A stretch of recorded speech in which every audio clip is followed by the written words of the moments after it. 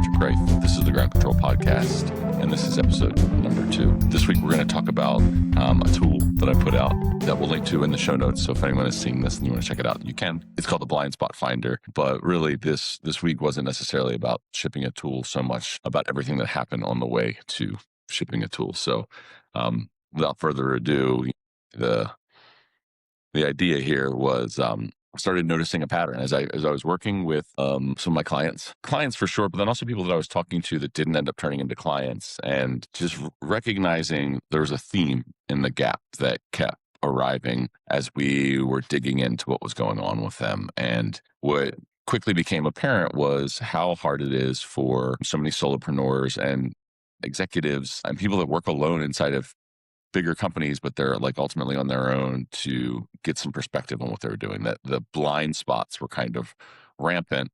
And a lot of my early conversations were helping to kind of pull that all apart to really show what was happening. And it started the seed of an idea to like, how could we better surface these things where it didn't need to necessarily happen here? One, because a lot of people either aren't looking to work with somebody on a long term basis, or two, they just need it to be more concise. Like they what they're looking for is a definitive feedback loop and not necessarily somebody to tell them what that is. So that's kind of what inspired the pursuit and the walk towards the Blind Spot Finder. As I've mentioned a little bit earlier, if anyone's been following along, this is definitely version 1 of the Blind Spot Finder. I've got some other things that I wanted to add to it. And I was really sitting there kind of on the precipice of trying to determine, like, do I wait and continue building out the whole vision for this thing, or do I just ship it?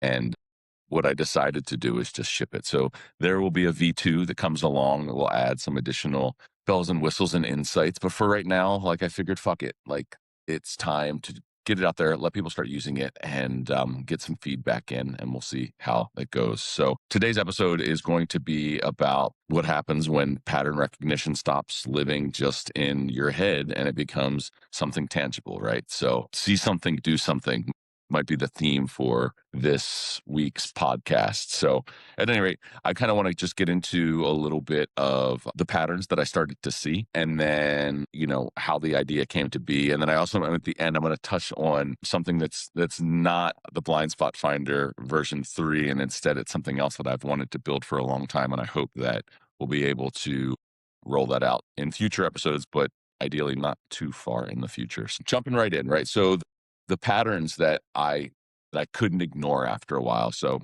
across sessions with, again, clients and non-clients, I kept encountering people who, they were thoughtful, self-aware, doing the work, like knew what the goal was, but still unable to move forward in any kind of like meaningful way.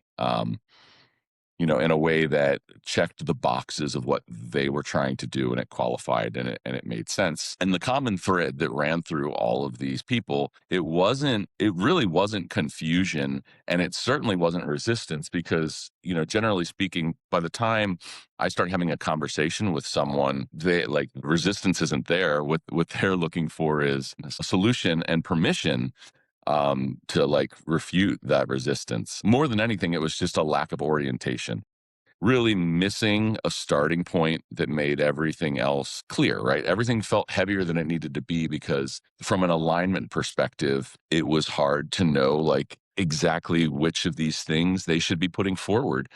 And I think that that's a problem that we all have constantly. And that's why having a feedback loop is invaluable, because it's very hard to see the forest for the trees. Even if your ideas are excellent and if executed properly, they will give you the returns you're looking for, it doesn't mean that you understand where to start. So like, you can add more frameworks, like insights that didn't resolve that tension. In many cases, it made it worse, right? Because it's giving them more to hold on to without giving them direction. One of the things that I say a lot is with ground control, like I crafted it into these 3 buckets. Like, one is coaching, one is consulting, and one is strategy. And I see them working together because a lot of times, if you've had a strategy that makes all the sense in the world, but it's not working, oftentimes there's a reason behind that. And usually that reason is the person that's trying to deploy it, right? So when I think about and when I talk about coaching and consulting and strategy,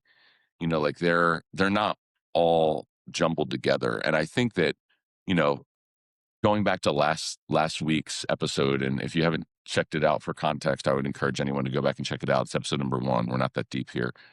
Still time to catch up on all your favorites.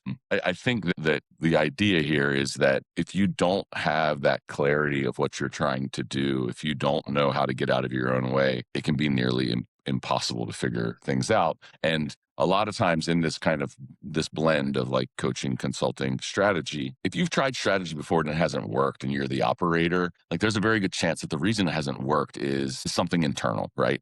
And you can write all the strategies on your own. You can write the strategies with partners.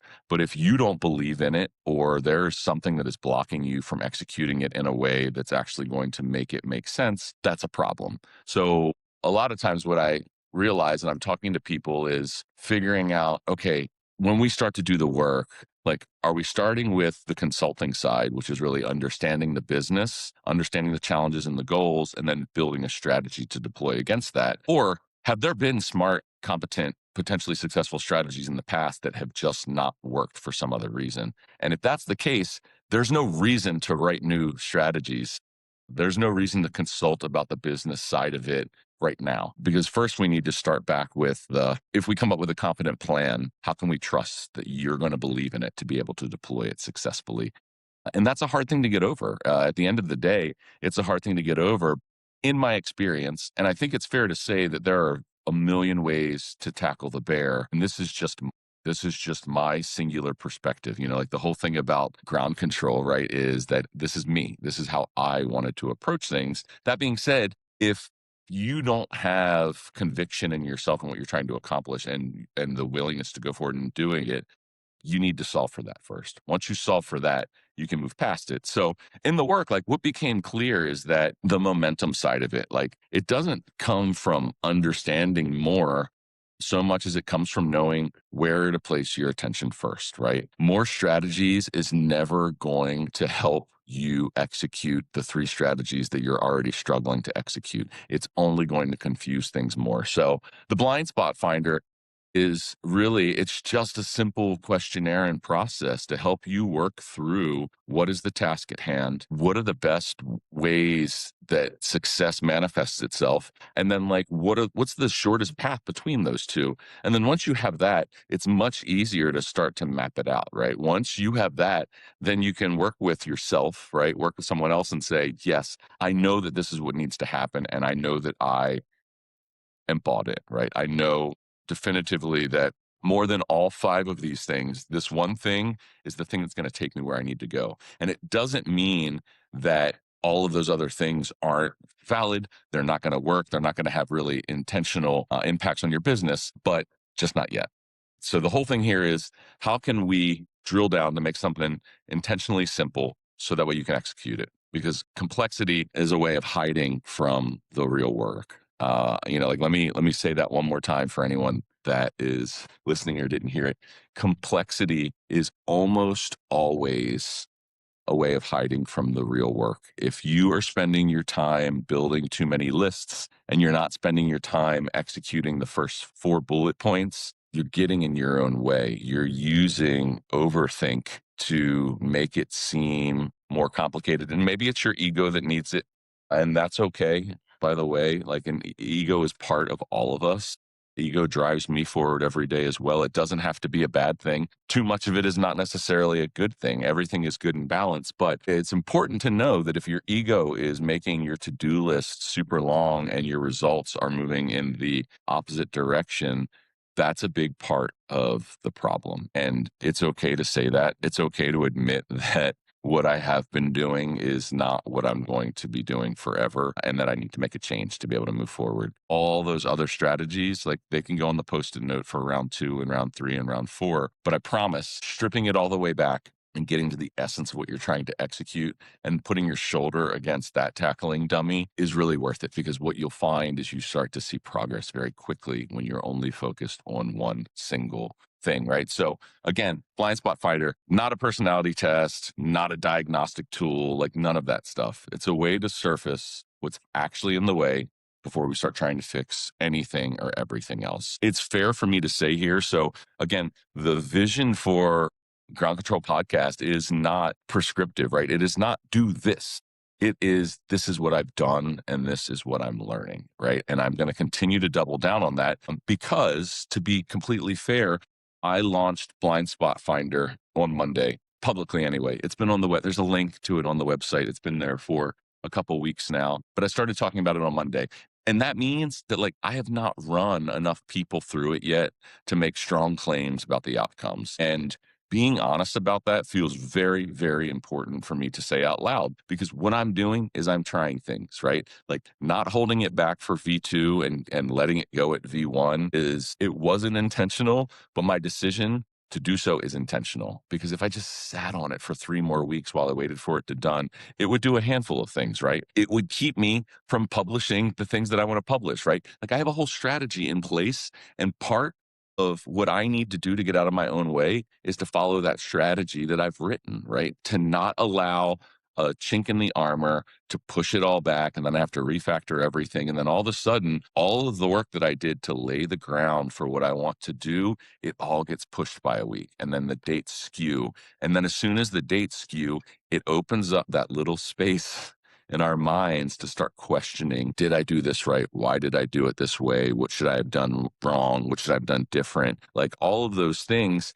And slowly but surely, those are the things that give us permission to be like, well, hold on, let me refactor the whole thing. Like, this was not built from certainty. It was built from repeated exposure to the same constraint and a willingness to respond to it cleanly and clearly, right? Like, that is the basis for ground control.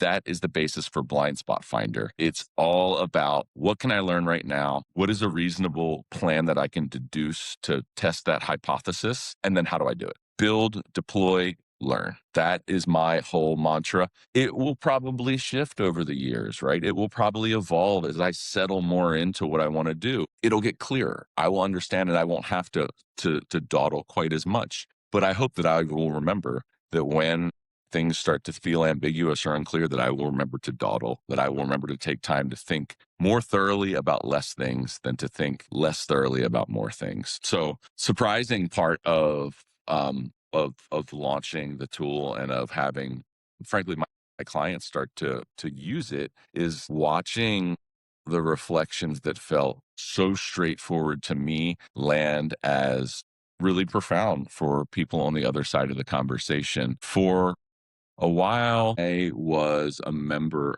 of Greg Eisenberg's Community Empire, which is an awesome community that's hosted over on School. I'm not a member of it anymore, but just because I didn't really have the time to invest in it to get the return.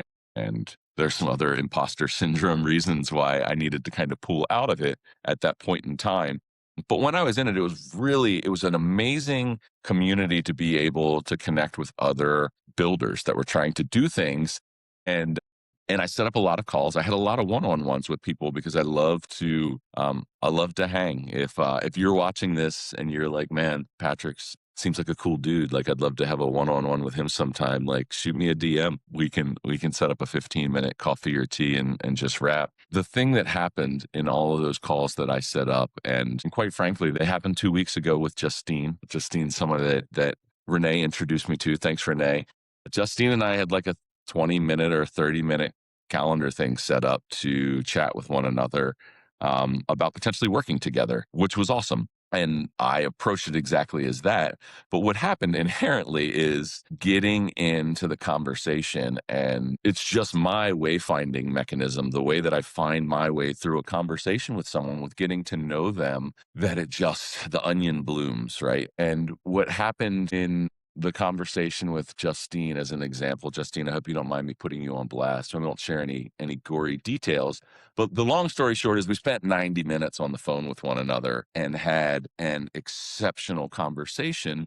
But what happened in it is something that happens frequently on calls, and it's not something that I know how to or do intentionally, but I listen to people and I say back to them what I think I have said. I feel like I say to them verbatim what they have said to me as they're explaining what it is that they're working on, or like the challenge that they're having, what they're trying to accomplish, and maybe like what the block looks like. And I just listen, and then I say it back to them. And inherently, that recontextualization of their words, the things that they said as repeated, once it's filtered through my brain, it reveals something and it resonates. And I think that, like in doing this, the gap revealed something.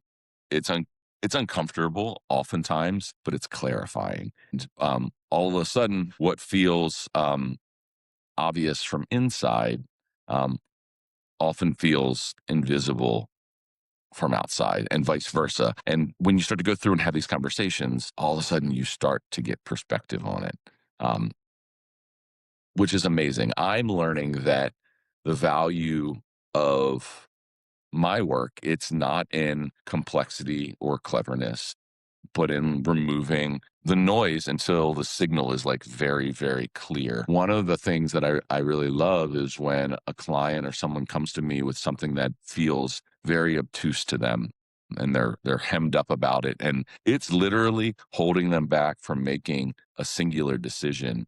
And for them, there are all these elements, and I give them what I feel like is going to be, I don't know, an underwhelming answer, right? I'm worried that it's going to be too frank or too forward or too simple, and it never is. It always ends up being, wait, that's exactly it. And their feeling isn't, oh, you're phoning it in, like that's not enough. Their feeling is, that's exactly right, and I just couldn't see it.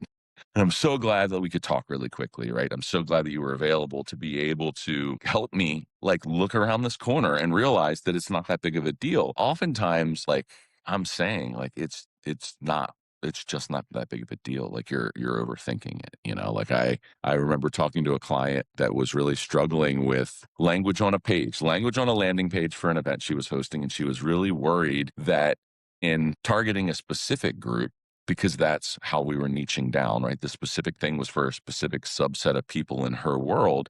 She was very concerned that she would be turning other people off, that they would read it and they would be like, oh, like how dare she exclude me from this opportunity, right? That was a perspective of hers, right? It's that thing where we're like, I'm doing this thing and everybody's like silently standing around saying like, what a jerk. Like how much of a, like, can you believe Patrick has a podcast talking about this bullshit and he thinks that anybody cares?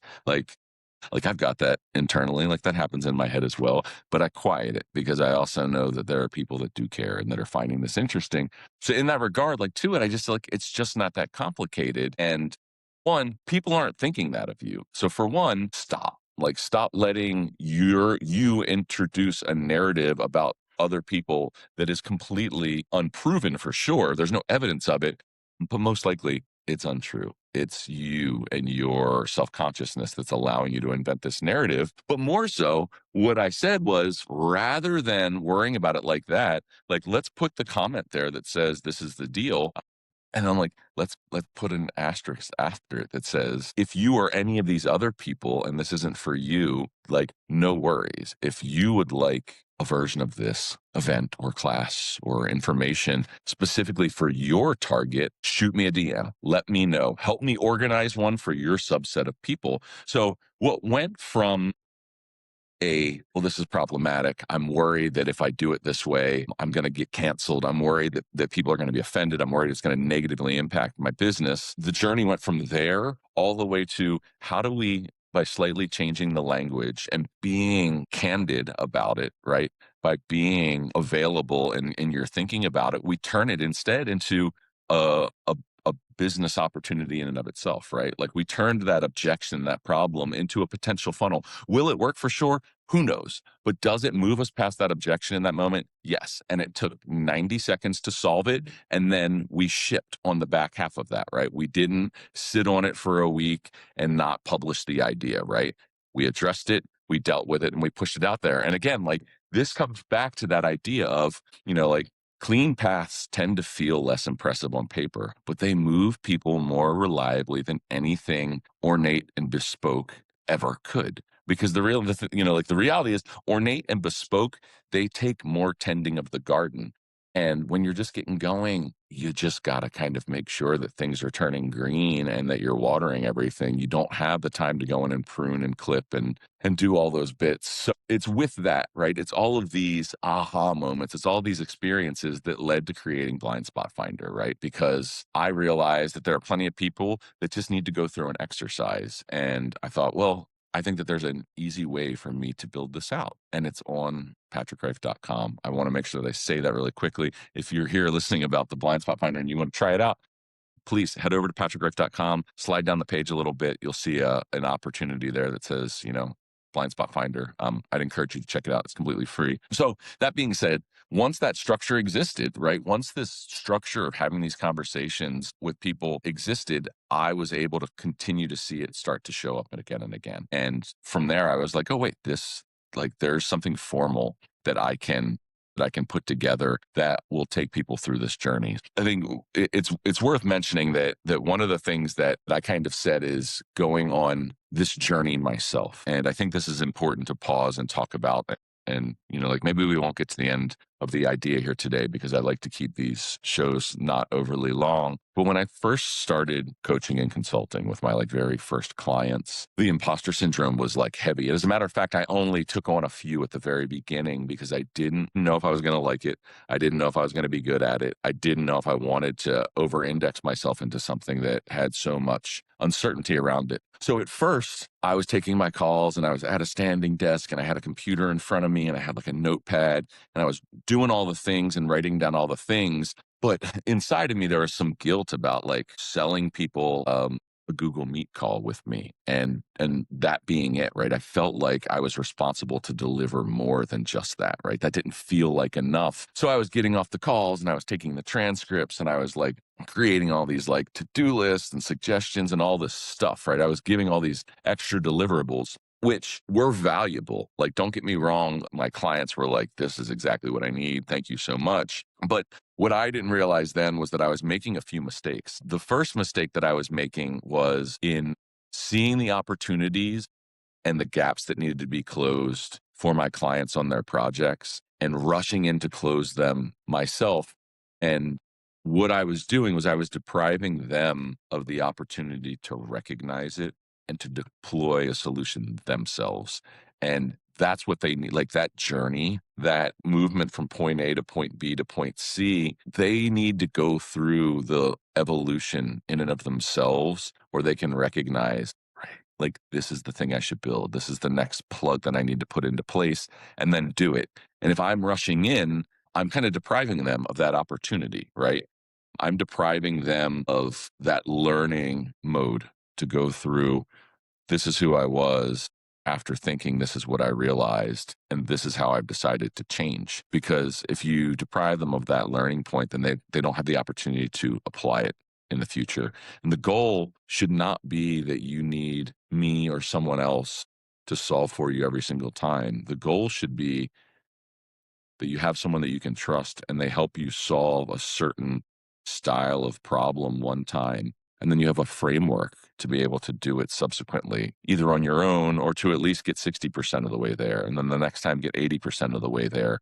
It's not about outsourcing your thinking. It's about having a great sounding board. So that was learning number one. Learning number two, and this was the greater one, was recognizing that presence, that conversation that we were doing, that we do together, what I bring to that is enough. And more than it being enough, it's everything. And when I went through that shift, I did a few things and I changed a few things in my physical space. And what those things are was, rather than standing at a standing desk and having a notepad and doing all those things, I moved to sitting down with a cup of tea and usually when I have those calls, I have a whiteboard balance just here behind the camera and a whiteboard marker. So if I have something that hits during the call, I can jot it down real quickly, but I'm not notepadding, right? I'm not making plans for the checklists or the copy I need, all the stuff, right? That I would have previously been like, oh, I need to do this after this meeting. I need to do this, I need to do this.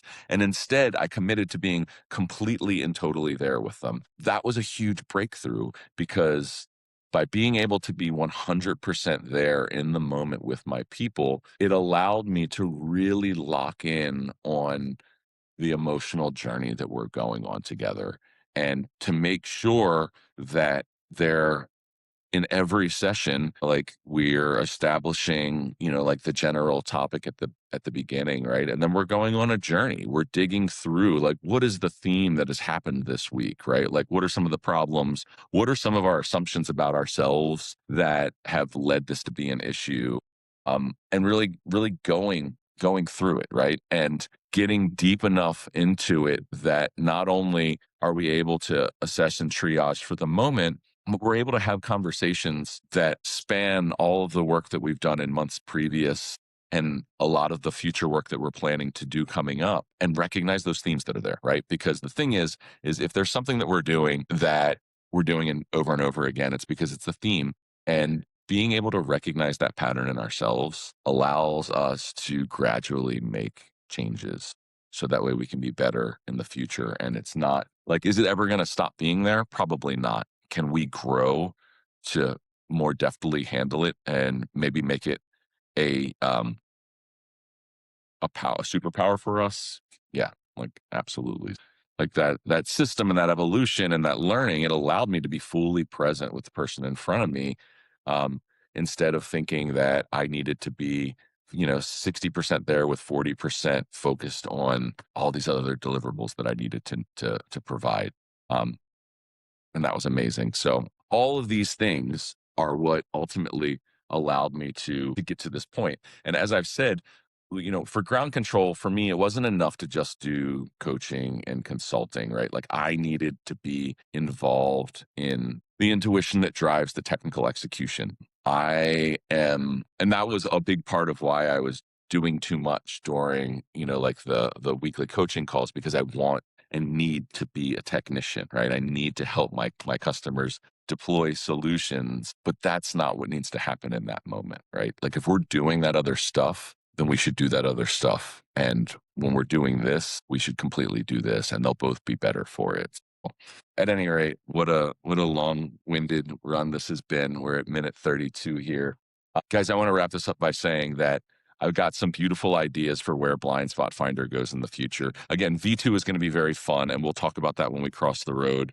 And then I've got an idea that I've been working on that I hope that we'll be able to get out before too long as well. But all of these things, the goal of these tools and these ideas is how can my thinking, how can my experience get packaged up into things that I can let people play with and hopefully have a positive impact for them. Hopefully help them figure out how to get their own clarity on what they're trying to build, their project, whatever that stopgap is. So that's the Blind Spot Finder. That's what today is about. I'm going to wrap it up here. What I want to say before I go is if you enjoyed the show, if you found anything interesting or profound about it, please leave me a comment on YouTube. I read and respond to every single comment. If you want to make sure that you are notified of future episodes, please make sure you hit the bell and subscribe. All of these episodes are being syndicated across all of the major podcast platforms as well. So if you listen to Apple Music or Spotify or any of those other places, you can make sure to follow along there. So that way,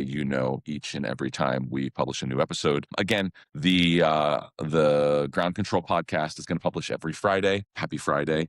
And in the future, we might add some additional content and forums. But again, leave me some comments. Let me know what you like, what's working for you, what's not working for you. Head on over to patrickrife.com and try the Blind Spot Finder. Otherwise, I will plan to catch all of you next week. Again, I'm Patrick Rife and Ground Control.